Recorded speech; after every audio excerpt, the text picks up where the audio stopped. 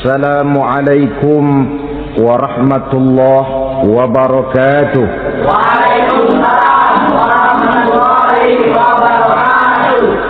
Bapak-bapak, ibu-ibu, saudara-saudara kaum muslimin rahimakumullah. Setiap orang menginginkan kebahagiaan dan tidak seorang pun menginginkan kesengsaraan dalam kehidupan ini. Namun nyatanya tidak setiap orang yang ingin bahagia mengetahui jalan yang harus ditempuhnya untuk sampai kepada kebahagiaan itu. Maka pada kesempatan pertemuan kali ini saya ingin menyampaikan sebuah hadis dari junjungan kita baginda Nabi besar Muhammad sallallahu alaihi wasallam yang termuat dalam kitab Mukhtarul Ahadits An-Nabawiyah, di mana beliau bersabda, Arba'un min sa'adatil mar'i. Ada 4 perkara yang merupakan tanda dari orang bahagia. Saya mau tanya, di antara saudara-saudara yang hadir di sini, apa ada yang kepengen jadi orang sengsara? Ya. Seluruhnya tentu ingin mendapatkan kebahagiaan. Maka menurut resep dari Nabi kita, tanda orang bahagia itu 4. Jadi kalau saudara ingin bahagia harus mempunyai 4 perkara ini. Yang pertama, orang bahagia itu kata Nabi, darun wasi'un. Punya rumah biar bagus asal gede. Enak ngaturnya. Daripada sudah punya rumah kecil, adanya di pinggir kali, gubuk, kalau hujan bocor, miring lagi, kiamat. Loh, kalau gitu Islam materialis dong. Hadis ini boleh diartikan dengan makna hakiki, arti yang sebenarnya. Boleh diartikan dengan makna majazi, arti kiasan. Kalau dia diartikan dengan arti kias, maka yang dimaksud darun wasi'un ay qalbun wasi'un. Rumah yang luas tidak lain daripada hati yang lapang. Karena di situ kunci kebahagiaan yang sebenarnya. Walaupun kita cuma tinggal di petak berukuran 2 kali 3 meter, kalau hati kita luas-luas rasanya rumah itu. Tapi biar rumah kita halamannya saja puluhan ribu hektar, ada kolam renangnya, kamar tidurnya tidak lagi terhitung. Kalau hati yang menempati rumah itu sempit, maka akan terasa sempit jugalah rumah itu. Tempat bergantungnya tidak lain adalah hati. Marilah kita mencoba melihat berbagai pandangan orang tentang bahagia ini. Ada orang menyangka bahwa bahagia itu kalau dia mendapatkan harta yang sebanyak-banyaknya. Siapa yang banyak harta, dialah raja. Apa yang dia mau, seluruhnya bisa dibeli. Keamanannya, dia bisa menyewa petugas. Seluruh fasilitas untuk menyenangkan kehidupannya bisa dibeli. Pendeknya, hartalah segala-galanya dalam kehidupan. Sampai ada pepatah mengatakan, innad darahima fil amakini kulliha taksur rijala mahabatan wa jalala. Sesungguhnya harta, dinar, dirham, uang di mana-mana selalu bikin hebat orang yang memilikinya. Coba lihat, orang yang punya duit sama yang enggak punya duit, jangan gaya hidupnya, gaya jalannya aja lain. Wahia lisanun liman arada fasahatan, wahia silahun liman arada qitala. Uang adalah senjata yang paling ampuh bagi orang yang mau pergi perang, dan lidah yang paling fasih bagi orang yang mau bicara. Kalau bicara dengan lidah macet, cobalah bicara dengan harta, lancar. Sampai ada pepatah demikian, segalanya bisa diatur dengan harta. Maka di kalangan orang yang berpandangan semacam itu, seluruh kegiatan hidupnya hanya terfokus kepada bagaimana mengumpulkan harta yang sebanyak-banyaknya. Tidak peduli halal haram, tidak kenal sore pagi siang dan malam, tidak sempat sujud, jauh dari agama, jauh dari kehidupan yang bersifat ruhaniyah, jauh dari Allah dan sebagainya, sampai dalam Al-Quran dikelompokkan dalam kelompok yang dinamakan lumazah. Allazi jama'a malahu wa 'addadah yahsabu anna malahu akhladah. Mereka mengumpul-ngumpulkan harta sebanyak-banyaknya dan menyangka bahwa harta yang banyak itu dapat mengekalkan hidupnya, mengekalkan kekayaannya, mengekalkan kebahagiaannya. Saudara hadirin yang berbahagia, kalau pandangan hidup ini benar, artinya kalau harta memang merupakan satu-satunya hal yang dapat membuat orang bahagia, tentu di rumah mewah tidak akan pernah ada tangis derita. Tentu di satu tempat di mana fasilitas hidup serba menunjang tidak ada yang namanya penderitaan. Tapi suka dan duka, sedih dan gembira, senyum dan tawa adalah milik setiap orang, baik dia punya harta maupun dia tidak punya harta. Nyatalah bahwa harta semata-mata bukan merupakan jaminan bahwa orang akan bahagia, walaupun tanpa harta orang sulit untuk bahagia. Saya mau cerita, ada orang super kaya, namanya Aristotle Onesimus, raja tanker Yunani. Dia punya kapal tanker saja konon sampai 11 banyaknya. Punya perusahaan penerbangan yang disebut Olympic Airlines. Punya hotel di berbagai kota besar di dunia ini, sejak dari New York, London, Paris, Rome dan sebagainya. Bahkan punya pulau yang dia namakan Pulau Scorpio. Ini kan namanya sudah kaya nggak tanggung-tanggung, punya pulau. Nah, dia punya 2 orang anak, yang satu laki-laki namanya Alexander, yang satu perempuan namanya Maria Onesimus. Seluruh harapannya tertumpah kepada anak lakinya Alexander ini, yang akan meneruskan usahanya, meneruskan kekayaannya, meneruskan dinastinya. Apa yang terjadi? Ternyata anak yang dia harapkan yang bernama Alexander ini mati muda dalam kecelakaan pada waktu dia olahraga. Apa olahraganya? Namanya olahraga anak orang kaya, golongan jet set. Olahraganya olahraga pesawat terbang. Jatuh, ya nggak kapungut, habis mati. Tinggal satu anak perempuannya, Maria Onesimus. Tapi anak perempuan ini juga malah urakan.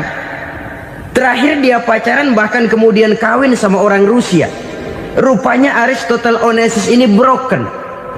Kekayaannya yang berlimpah ruah, perusahaannya yang begitu banyak, siapa yang akan meneruskan? Siapa yang akan menggantikan?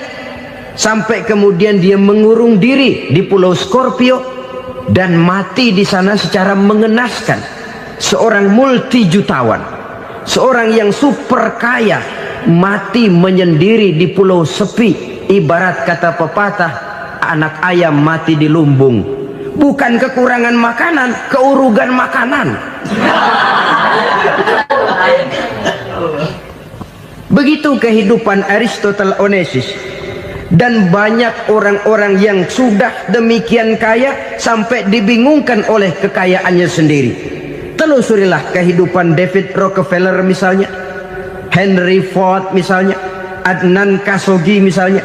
Multi jutawan yang kadang-kadang dibuat keder oleh kekayaannya sendiri. Pantas ketika Imam Ali ditawarkan orang, "Ya Ali, kalau kepadamu disuruh pilih ilmu atau harta, kau pilih mana?" Ya jelas pilih ilmu dong. Kenapa? Pertama, ilmu kalau kita berikan kepada orang lain tambah. Tapi harta kalau kita berikan kepada orang lain kurang. Saudara punya uang 10.000, dibagi orang 5.000, jelas uang saudara berkurang. Tapi saudara punya ilmu, diberikan kepada orang lain bisa, saudara pun makin mantap. Tidak lantas jadi bodoh karena ngajarin orang. Saudara bisa Fatihah lalu mengajarkan orang Fatihah, orang bisa, saudara pun makin hafal. Tidak lantas setelah diajarin orang ilmunya hilang. Begitu datang dia minta orang, tolong ajarin saya Fatihah. Udah habis, nggak ada.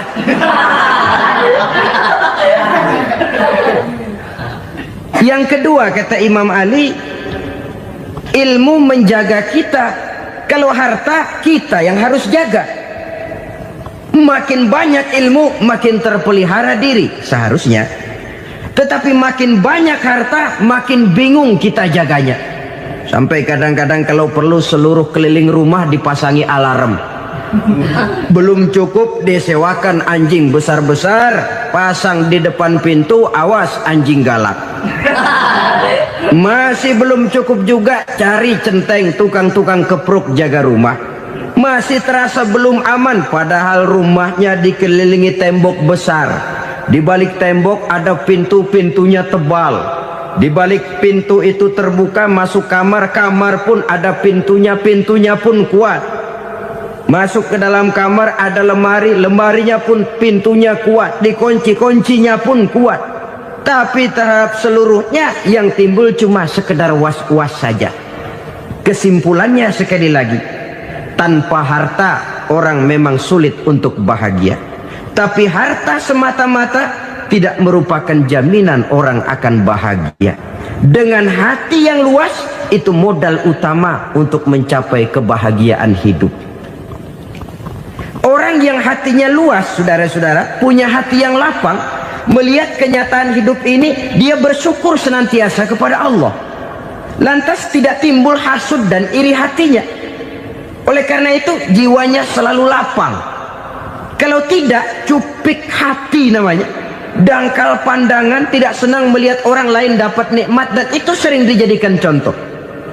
Kalau orang yang lapang dada, dia lihat tetangganya beli TV baru, dia berkata, alhamdulillah ya, tetangga kita beli TV, mudah-mudahan kita bisa ikut nonton. Lapang dadanya. Tapi orang yang sempit hati, lihat tetangga beli televisi, meriang. Enggak dia apa-apain, meriang. Besoknya dengar tetangga beli motor, makin sakit, ke rumah sakit. Lalu di rumah sakit dengar tetangganya beli mobil, mati. Disiksa oleh perasaannya sendiri. Orang kalau hati sudah sempit dalam hidup, kemanapun dia pergi, sempit rasanya medan kehidupannya. Kemudian kita melihat juga ada orang yang menilai bahwa bahagia itu katanya kalau punya kedudukan yang tinggi, pangkat yang agung, wibawa yang besar. Mungkin betul, tapi mungkin juga tidak. Bergantung kepada hati orang yang punya pangkat itu. Sama dengan harta tadi. Harta akan membawa bahagia kalau dia jatuh ke tangan orang yang berhati lapang. Tapi harta akan jadi bencana kalau jatuh ke tangan hati orang yang sempit. Pangkat akan membawa bahaya kalau jatuh di tangan hati orang yang sempit. Lebih dari itu, kenyataan mengajarkan kepada kita bahwa ternyata pangkat dan jabatan tidak selamanya memberikan kebahagiaan dalam kehidupan. Bahkan resikonya kelewat besar. Beberapa bukti kita bisa ambil dari para pemimpin dunia yang menjadi korban lantaran pangkat dan jabatan yang disandangnya. Saudara ingat Presiden Abraham Lincoln dan John Kennedy dari Amerika? Dibunuh orang. Park Chung-hee dari Korea Selatan, Ziaur Rahman dari Bangladesh, Anwar Sadat dari Mesir, terakhir Indira Gandhi dari India, menjadi korban dari pangkat dan jabatan yang disandangnya dari orang-orang yang tidak senang dia memegang jabatan itu. Dia akan mudah mengundang bencana. Sehingga pantas kalau seorang presiden terkemuka Amerika, Harry Truman namanya, dia mengatakan jabatan presiden itu, kata dia, seperti orang nunggang macan, naik macan. Harus kita taiki, kalau enggak dia bakal nerekam kita, ngeri katanya. Adapun orang yang hatinya lapang, kalau dia menerima pangkat dan jabatan, dianggapnya itu satu kesempatan untuk berbuat baik. Tapi orang yang berhati sempit, menerima pangkat dan jabatan, bukan kadang-kadang menerima, malah berusaha setengah mati mencapai dengan segala cara. Kalau perlu jilat atas, jilat atas. Jadi golongan sumuhun dawu. Jadi kelompok kulon nuwun, yes sir, yang kerjanya cuma oke bos. Kalau perlu jilat atas, jilat atas. Kalau perlu injak yang bawah, injak yang bawah. Perlu sikut kiri kanan, sikut kiri kanan. Yang penting pangkat dapat, jabatan dapat. Orang yang semacam ini, kalau sudah mempunyai pangkat dan jabatan, biasanya dia tidak menganggap itu sebagai amanah, tidak menganggap sebagai kesempatan berbuat baik, tapi malah kesempatan untuk memperturutkan hawa nafsunya yang dilatar belakangi oleh kesempitan hatinya tadi. Apalagi kalau orang memperoleh pangkat karena banyak mengeluarkan uang, seakan-akan pangkat dan jabatan itu sekarang macam proyek pakai tender. Siapa yang berani bayar segini naik, nggak berani minggir. Padahal logikanya, kalau orang mencapai satu jabatan karena banyak mengeluarkan uang, hampir bisa dipastikan bahwa setelah jabatan itu dia pegang, langkah pertama yang akan dilakukannya ialah berusaha bagaimana uang yang dia keluarkan supaya kembali. Ya paling kurang pulang modal dulu dong. Soal mikirin rakyat soal nanti, tapi ini modal harus pulang. Itu celakanya kalau orang memperoleh pangkat dan jabatan cuma karena banyak mengeluarkan uang. Jarang orang yang mempunyai keyakinan dan pandangan bahwa pangkat dan jabatan merupakan amanah. Jadi sekali lagi, pangkat dan jabatan mungkin saja membawa kebahagiaan kalau jatuh ke tangan orang yang berhati lapang. Tapi bisa jadi bencana kalau dia jatuh ke tangan orang yang mempunyai hati yang sempit. Dan lagi-lagi stresnya hati yang lapang. Lalu sebagian orang, saudara, ada yang berpandangan katanya bahagia itu kalau jadi orang terkenal, mempunyai popularitas, menjadi idola di kalangan remaja, di kalangan orang tua, di segala lapisan masyarakat. Padahal makin populer orang makin terikat dia.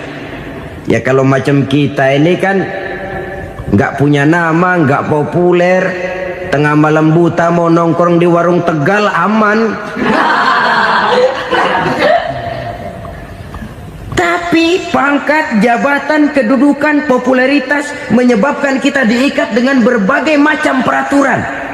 Cuma mandi sama ke WC saja yang nggak dikawal.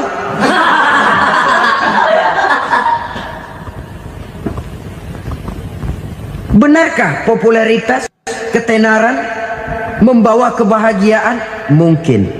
Ya, tapi mungkin juga tidak. Kenapa?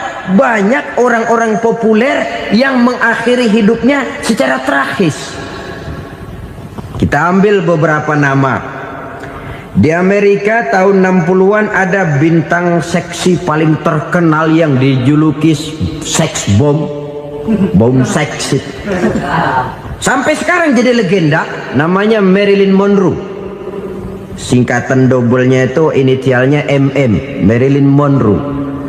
Terkenal top sampai dia mati tahun 62. Namanya sekarang masih saja dibicarakan orang. Kenapa dia bunuh diri?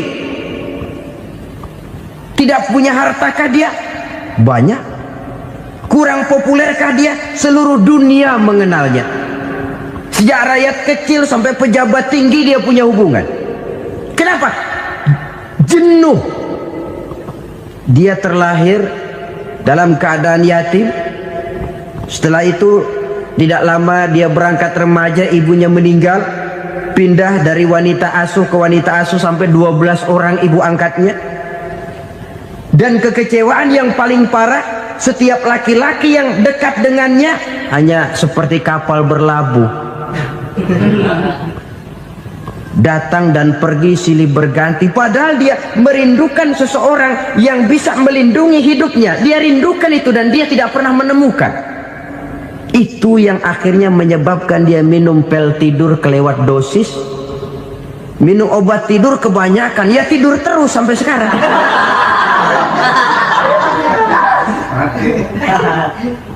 Dia mengakui, saya telah memiliki ketenaran, tapi saya tidak pernah hidup dalam ketenaran itu. Saya pandai main sandiwara, tapi saya ingin hidup dalam alam yang real sebagaimana umumnya orang. Itu yang dia rindukan. Menyusul jejak yang namanya Marilyn Monroe ini, Billie Holiday, saudara kenal tentu, di rumah sakit dirawat. Dia juga minum obat overdosis, mati lagi. Jimi Hendrix minum obat tidur overdosis kelewat batas, mati lagi. Lalu yang menghanyutkan diri di danau, Janis Joplin dan Brian Jones. Ini orang-orang populer, orang-orang terkemuka yang mengakhiri hidup secara tragis, bukan karena tidak terkenal, mungkin karena sudah saking terkenalnya. Contoh paling belakangan, Bruce Lee. Wah, ini tukang-tukang kepruk tentu kenal siapa dia. Sampai sekarang pun tabir kematiannya masih merupakan misteri. Dan yang masih hidup juga menunjukkan gejala yang aneh. Michael Jackson, rumahnya di Beverly Hills itu dijaga sedemikian rupa, dan dia selalu curiga kepada setiap makanan harus steril, bersih dari segala macam kimia. Kemana dia pergi, itu tukang-tukang kepruk sudah selalu menjaga dan mengawal, dan dia seakan takut menunjukkan mukanya yang asli. Hingga kalau tampil ke tengah di luar show, dia kadang memakai pakaian yang tidak menunjukkan dia yang sebenarnya, takut dikenali orang.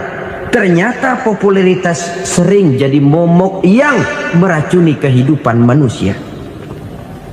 Oleh karena itu, benarlah junjungan kita pada saat beliau mengajarkan orang akan bahagia kalau dia mempunyai hati yang lapang. Nah, sekarang masalahnya untuk mendapatkan hati yang lapang, caranya bagaimana? Kita kembali kepada konsep Quran. Allah mengajarkan, ala inna bizikrillahi tatmainnul qulub. Ketahuilah bahwa dengan banyak mengingat Allah, hati akan tenang, jiwa akan lapang. Dengan kata lain, dekat dengan agama, merasakan kehadiran Allah dekat dalam hidup. Itu muara pertama untuk mencapai hati yang lapang. Ala inna bizikrillahi tatmainnul qulub. Jangan macam orang sekarang ingin mendapatkan ketenangan lalu tapak di puncak gunung, di gua-gua, di tempat sepi. Iyalah kalau nggak ada ular. Kalau tergigit ular berbisa, ketenangan belum, mati jelas itu. Islam positif untuk mendapatkan ketenangan. Ala inna bizikrillahi tatmainnul qulubi. Bahwa ketahuilah bahwa dengan banyak mengingat Allah, hati akan tenang, jiwa akan lapang, nuansa pikiran akan luas. Karena yang namanya bahagia ada dimanapun manusia berada. Di kampung ada bahagia, di kota ada bahagia, di ngarai, di lembah, di gunung, di hutan, di lautan, di angkasa luar, dimanapun bahagia itu ada kalau kita bermodalkan hati yang lapang ini. Dan hati akan lapang kalau kita dekat dengan agama. Dekat dengan harta buat sementara hati mungkin tenang, tapi ketenangan yang relatif dan temporer. Apalagi orang tiap kali tambah harta, tiap kali tambah rencana. Itu wajar. Mungkin sebelumnya saudara berpikir, kalau punya duit 5.000 enak nih. Begitu punya duit 5.000, aduh sayang kalau 10.000 aja. Tiap kali tambah harta, tiap kali lain rencana. Makin banyak rencana, makin menjauhkan kita dari yang namanya ketenangan. Padahal ketenangan merupakan unsur utama untuk mencapai bahagia. Dan ketenangan itu bermuara dalam hati manusia. Tengoklah kehidupan ini. Orang yang banyak harta dengan orang miskin, Berbedakah rasa sakit yang mereka tanggungkan? Rasanya tidak. Walaupun si kaya tidur di kasur empuk berselimutkan sutra mahal, sementara si miskin meringkuk di balai bambu yang keras dan kasar. Apabila maut datang, dia juga tidak pernah pilih bulu. Maut datang menjemput si kaya di singgasana keemasannya, dikelilingi oleh para pengasuh, dayang dan inang serta para pengawal. Dan maut pun datang menjemput si miskin papa sehingga ia tergelepar di tepian jalan. Kedua-duanya bernama mati. Kalau nyata bahwa sakit yang ditanggung si kaya tidak beda dengan sakit yang ditanggung si miskin, bukan harta semata yang membuat orang bahagia. Hati yang tenang, jiwa yang lapang penuh kedamaian karena banyak berzikir dan mengingat Allah, itu merupakan modal utama untuk mencapai sesuatu yang bernama bahagia.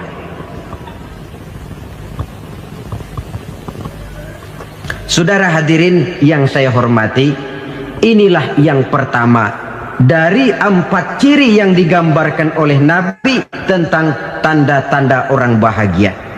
Dan harus berangkat dari yang pertama ini, hati yang lapang. Ini yang harus kita miliki lebih dahulu. Baru nanti akan menyusul kepada poin yang ketiga, kedua, dan selanjutnya. Sebab kalau hati sudah terisi dengan jiwa yang lapang, seluruh persoalan insya Allah akan bisa kita atasi dengan sebagaimana mestinya. Yang kedua sekarang, tanda orang bahagia menurut baginda Nabi, markabun syariah.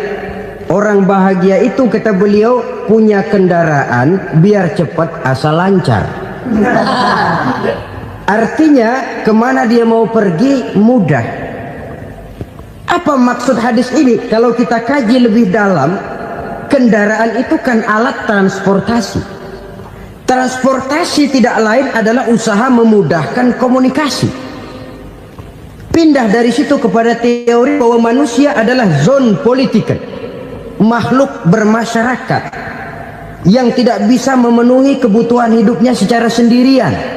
Kita memerlukan keberadaan orang lain dalam kehidupan ini. Untuk memakai baju saja kita sudah perlukan petani yang tanam kapas, pabrik yang memintal kapas jadi benang, pabrik yang menenun benang jadi kain, sampai kepada mesin jahit, sampai kepada tukang jahit. Itu cuma untuk memakai pakaian saja. Tidak seorang pun di antara kita yang sanggup memenuhi kebutuhan hidupnya secara sendiri. Kita perlu orang lain. Maka kebebasan dalam arti mutlak, kebebasan tanpa batas, itu tidak mungkin ada dalam kehidupan. Karena kita mengadakan yang disebut interaksi sosial. Setiap kegiatan kita tentu melibatkan orang lain. Menurut kita barangkali kita bebas jalan di jalan raya semaunya, tapi orang lain berkendaraan pun merasa bahwa ini ada juga jalan haknya, dan begitu selanjutnya. Oleh karena itu, maksud dari kendaraan yang cepat ini adalah khulata'uhu ma'as solihin. Lingkungan pergaulannya terdiri dari orang-orang soleh. Pergaulannya luas. Kemana dia pergi ada temannya. Kesulitannya ada tempat dia cerita.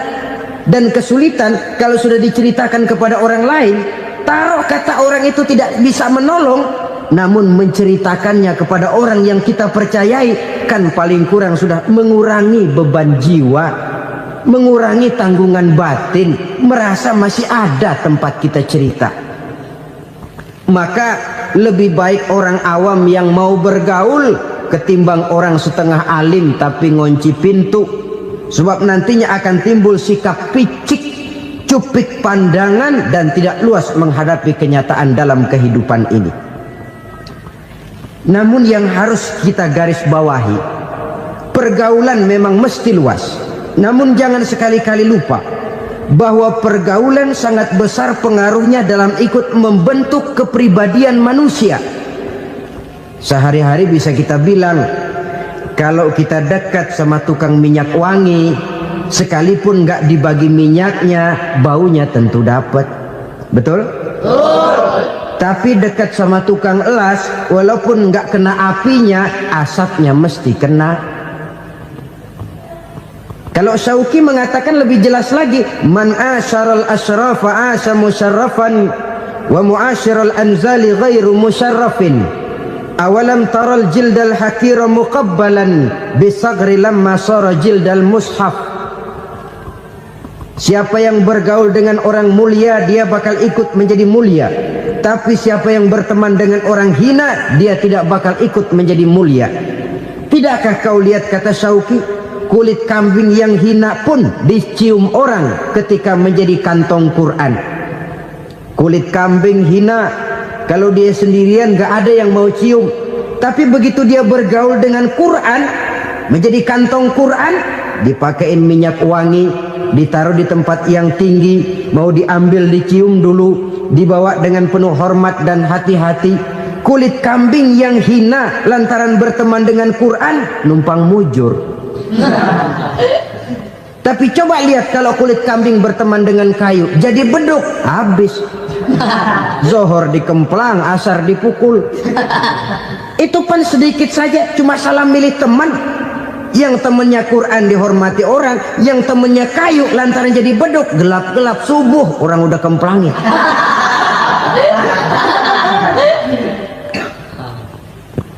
Maka terutama kepada adik-adik remaja yang masih mencari identitas diri, yang ibarat kaset masih kaset kosong, mudah diisi oleh apapun, pandai-pandailah memilih teman dalam bergaul.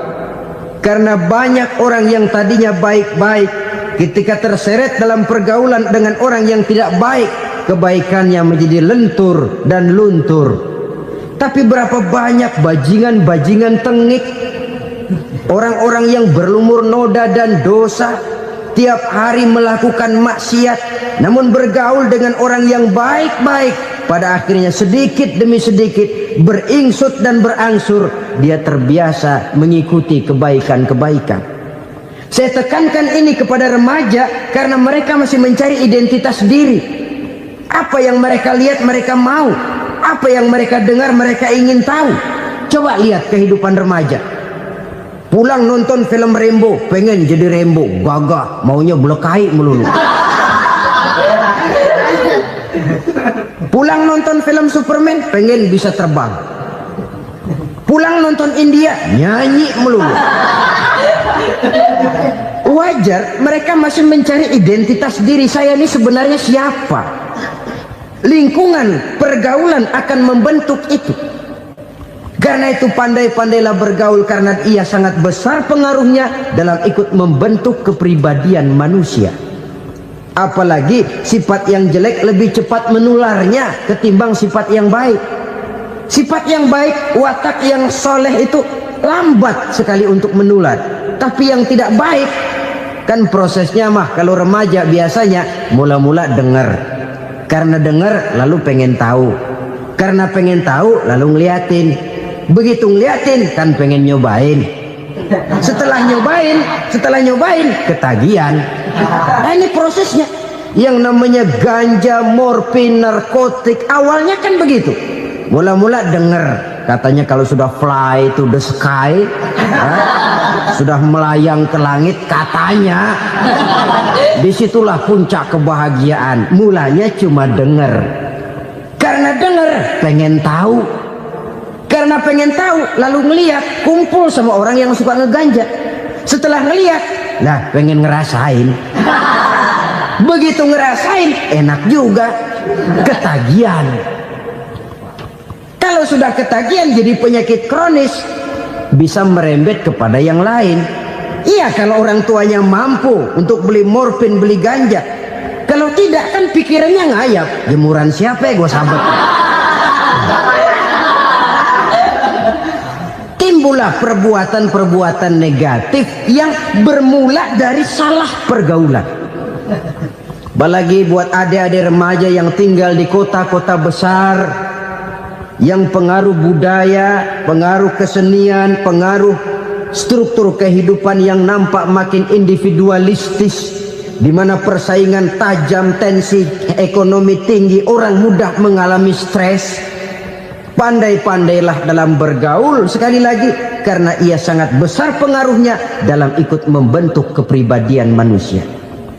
Orang bahagia punya kendaraan yang cepat, artinya punya pergaulan yang luas, dan lingkungan pergaulannya terdiri dari orang-orang yang soleh.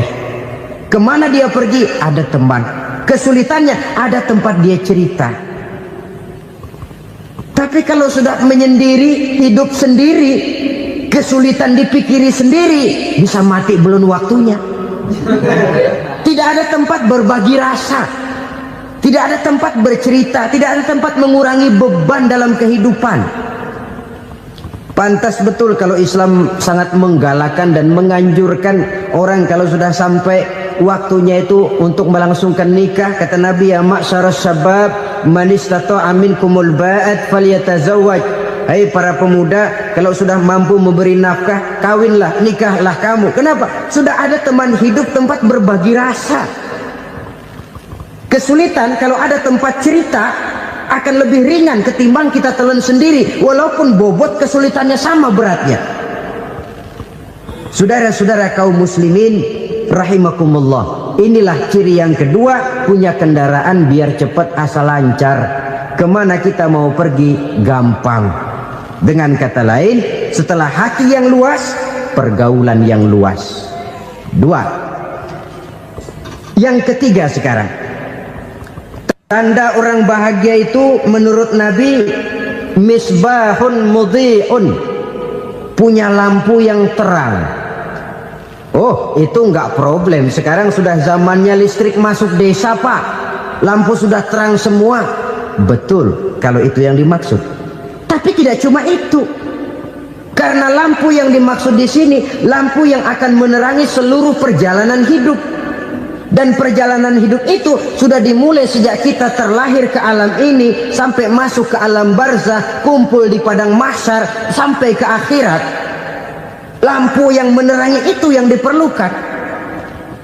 Kalau lampu, katakanlah yang paling top sekarang kan lampu jenis Mercury. Taruhlah itu di rumah kita, dia cuma menerangi rumah kita, menerangi hati pun tidak sanggup. Bila kita masuk ke alam barzah, alam kubur, sanggupkah si Mercury yang begitu terang menerangi alam barzah kita? Tidak sanggup lagi. Sanggupkah lampu yang ratusan watt, bahkan puluhan ribu watt menerangi kehidupan di padang mahsyar? Tidak akan sanggup lagi. Kalau demikian, yang dimaksud lampu yang terang di sini apa? Tidak lain amal soleh, kebajikan yang kita lakukan dalam hidup. Itu yang akan jadi lampu penerang. Di dunia nama kita akan terang, jasad kita boleh hancur terkubur tanah, tapi nama kita akan dikenang orang. Begitulah kalau orang meninggalkan kebajikan dalam hidup seperti sekarang. Ribuan orang tiap saat berziarah ke kubur Imam Syafi'i, ke kubur Imam Malik, ke kubur Imam Ghazali, ke kubur orang yang baik-baik, orang yang soleh-soleh. Kebajikannya yang ditinggalkan, yang mengukir namanya dengan tinta emas, sehingga saudara sudah terbaring di alam kubur. Orang lewat, Allah, ini kuburannya Fulan bin Fulan, dulu ini kebaikannya Masya Allah, saya ikut merasakan. Mari kita mampir sebentar, kita Fatihah, mohon disampaikan Allah pahalanya kepada almarhum. Al-Fatihah. Itu kalau orang baik-baik. Lalu saudara tanya, Pak, orang mati dikirimin Fatihah apa nyampe pahalanya? Saya jawab, kalau saudara nggak percaya, mati dulu dah. Nanti saya Fatihain, tungguin di sana. Umpama nggak sampai, balik lagi kemari. Sekarang ini kan maunya otak-otakan saja. Kalau nggak masuk otak, nggak percaya. Padahal alam gaib itu nggak bisa diotak-otakin. Sama saja dengan saudara pernah dengar cerita kapal tanpa emas tenggelam kan? Pernah nggak? Di mana? Ya, di laut Masalembo. Begitu ke tanpa emas tenggelam, ratusan penumpang itu terjun ke laut, dipermainkan gelombang, berjuang menghadapi maut itu. Orang lagi timbul tenggelam di lautan, dihantam ombak, kita tengokin pakai helikopter. Pak, lagi timbul tenggelam ya? Iya, tolongin. Jangan khawatir Pak, nih saya kirim intan Pak, harganya 10 juta. Kira-kira orang yang timbul tenggelam di laut seneng nggak? Tidak. Kan mahal toh intan 10 juta. Kenapa dia nggak senang? Karena intan 10 juta dalam kondisi seperti itu tidak sanggup menyelamatkan dia.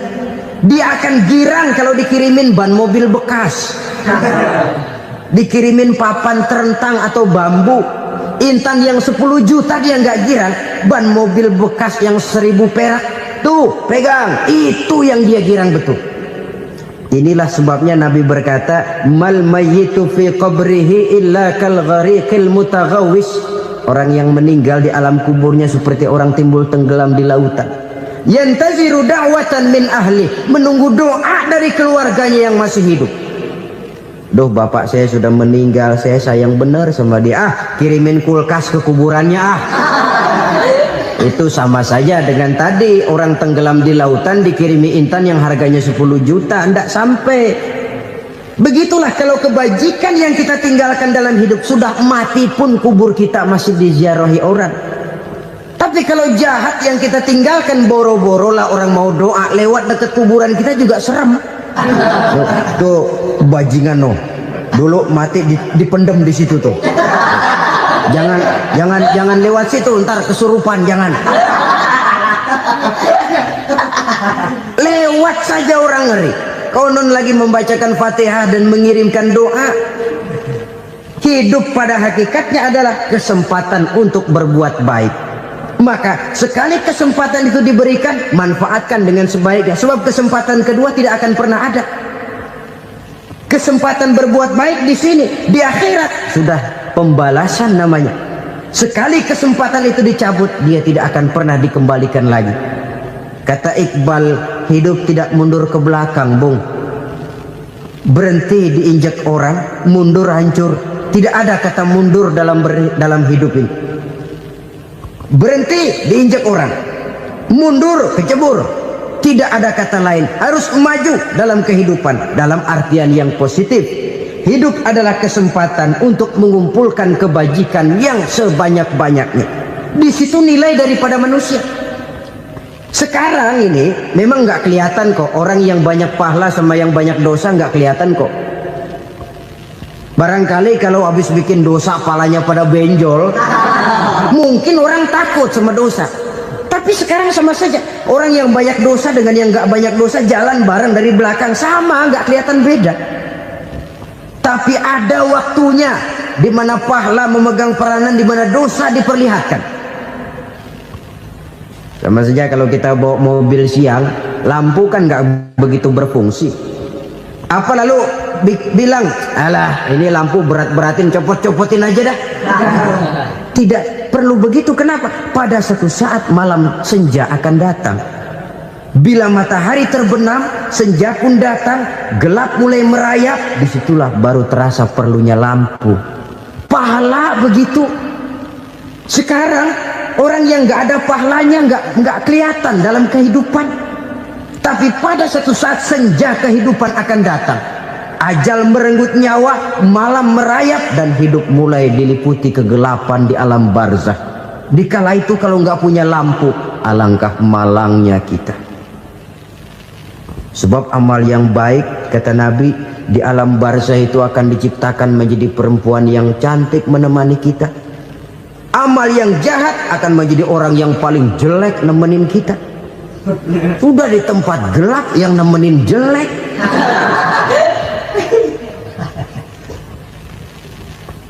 Kaum muslimin rahimakumullah.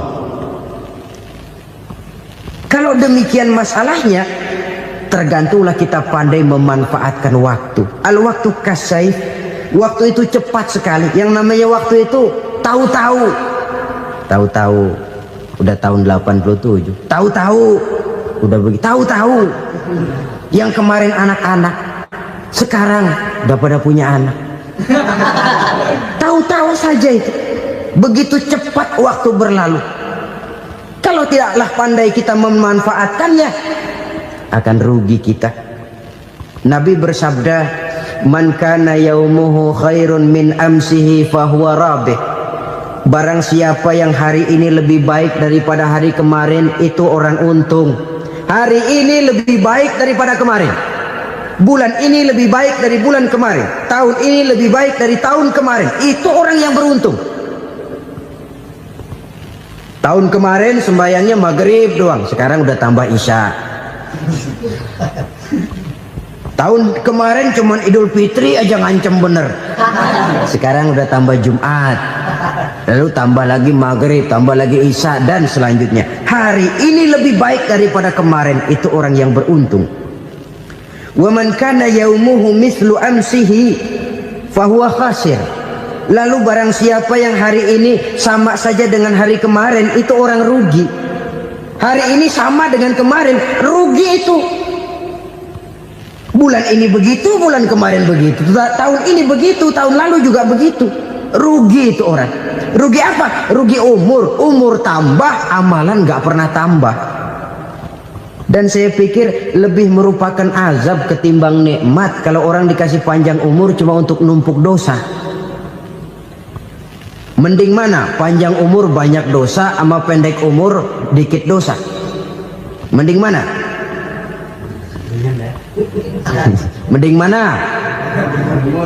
Ya, paling mending tentu panjang umur banyak pahala. Tapi kalau tidak, sekali lagi, lebih merupakan azab ketimbang nikmat kalau orang diberikan panjang umur tapi cuma untuk sekedar menumpuk dosa. Kehilangan kesadaran bahwa dunia bukan terminal akhir dari satu perjalanan.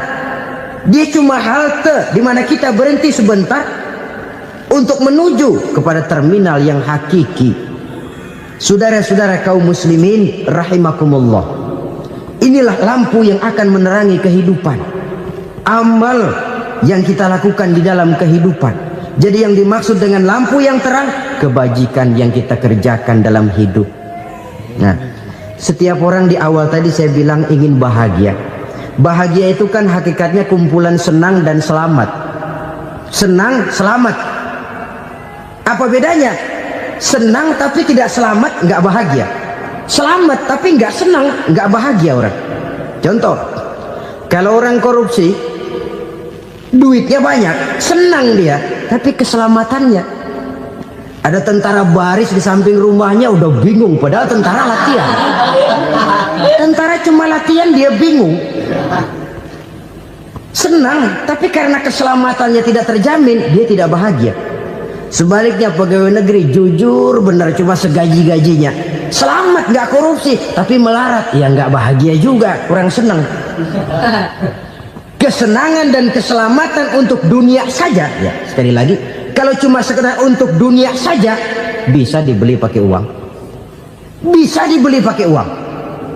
Saudara ingin selamat bisa dibeli pakai uang, saudara ingin senang bisa dibeli dengan uang.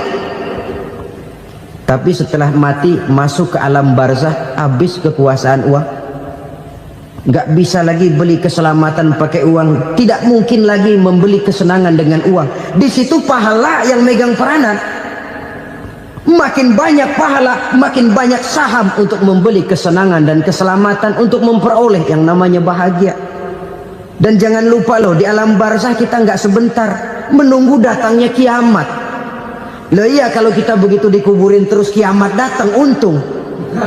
Tapi kalau masih harus 1000, 2000, puluhan ribu tahun yang akan datang, dalam satu penantian yang begitu lama, tanpa saham untuk memperoleh kebahagiaan, satu kemalangan yang tidak ada pernah putus-putusnya. Janganlah tergelincir oleh kebahagiaan sebentar yang menipu dengan mengorbankan kebahagiaan hakiki yang berjangka panjang. Apa artinya senyum sejenak kalau harus ditebus dengan tangis seumur hidup? Biarlah kita minum jamu, pahit memang, getir memang, tapi kan besok badan sehat. Daripada sekarang minum sirup, manis memang, enak memang, tapi bibir pada jontor besok. Sirawan, batuk, nggak karu-karuan. Banyak orang tertipu oleh kesenangan yang sebentar, Padahal laisa kullu ma yalma'u zahaban. Belum tentu semua yang berkilat itu emas. Belum tentu semua yang gemerlap itu intan.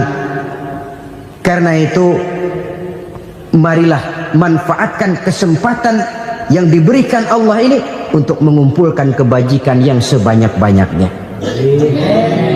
Yang terakhir sekarang, yang keempat, tanda orang bahagia kata Nabi.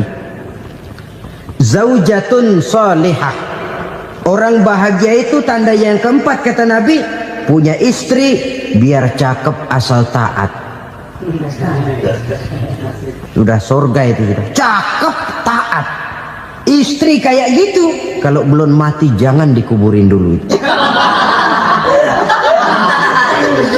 Sudah cakep taat lagi. Tapi kadang-kadang enggak, udah jelek ngadat melulu. Apa yang mau dipilih? Sebab itu Quran mengatakan istri pakaian untuk suami, suami pakaian untuk istri. Kenapa suami istri diibaratkan pakaian? Alangkah tingginya gaya bahasa Quran ini. Suami istri teman hidup, hidup perjalanan panjang. Sejak kita dalam rahim sudah ada hidup kan di sini. Sampai ke alam dunia, masuk ke alam barzah, kumpul di padang mahsyar, sampai menuju akhirat, itu perjalanan hidup. Carilah istri atau suami teman hidup yang membawa manfaat tidak hanya kehidupan di dunia ini, sampai di alam barzah, sampai di padang mahsyar. Suaminya mungkin meninggal lebih dulu atau istrinya mungkin meninggal lebih dulu, tapi suami atau istri yang masih hidup berbuat kebajikan. Suami saya meninggal, ada hartanya, saya sedekahkan, niat pahala untuk almarhum suami saya. Ini teman hidup, tidak dibatasi dan tidak bisa dipisahkan oleh maut sekalipun. Zohirnya mungkin pisah, badannya mungkin pisah, tapi hatinya, jiwanya, kebersamaannya dalam menghadapi kehidupan. Karena itu saudara-saudara, bahasa Quran indah. Suami istri diibaratkan seperti pakaian. Apa fungsi pakaian? Pertama, pakaian jadi kebanggaan. Artinya suami harus menjadi kebanggaan istri, istri harus jadi kebanggaan suami. Yang kedua, pakaian itu kan fungsinya menutup aurat. Artinya sesama suami istri harus saling menjaga kekurangan masing-masing. Jangan malah sesama suami istri saling membongkar rahasia dan aibnya sendiri-sendiri. Istrinya diceritain jeleknya di mana-mana, atau suaminya dibongkar rahasianya di pasar umum. Itu sudah tidak lagi berfungsi sebagai pakaian. Kenapa semua ini diperlukan? Karena kita menyadari bangsa yang baik terdiri dari masyarakat yang baik. Masyarakat yang baik merupakan susunan dari warga yang baik.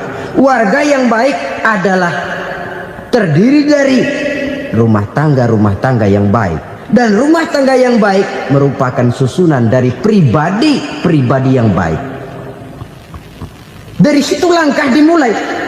Membangun satu bangsa yang baik diawali dengan membangun rumah tangga yang baik, dengan menciptakan pribadi-pribadi yang baik. Sehingga dari sini diharapkan berkembanglah nilai-nilai kebaikan. Orang akan bahagia mempunyai istri yang soleh. Kenapa? Tidak ada seorang suami bisa sukses jadi apapun dia, apapun profesinya. Dokter kah, kiai kah, mubalik kah, petani kah, pengusaha kah, pejabat tinggi kah. Tidak ada seorang suami yang bisa sukses tanpa peran serta istrinya. Walaupun memang peranan itu tidak begitu kelihatan, tapi sangat menentukan. Karena itu, saudara hadirin yang saya hormati, Islam sangat menghargai kaum wanita, memberikan kedudukan yang tinggi sepanjang tidak mematikan kodrat kewanitaannya. Nah, kalau sudah kesuksesan ini diawali dari rumah tangga, karier di masyarakat mudah untuk dikejar. Tapi keberantakan di rumah tangga merupakan kegagalan pertama di tempat lain. Nah, inilah saja yang dapat Al-Fakir sampaikan pada pertemuan kali ini.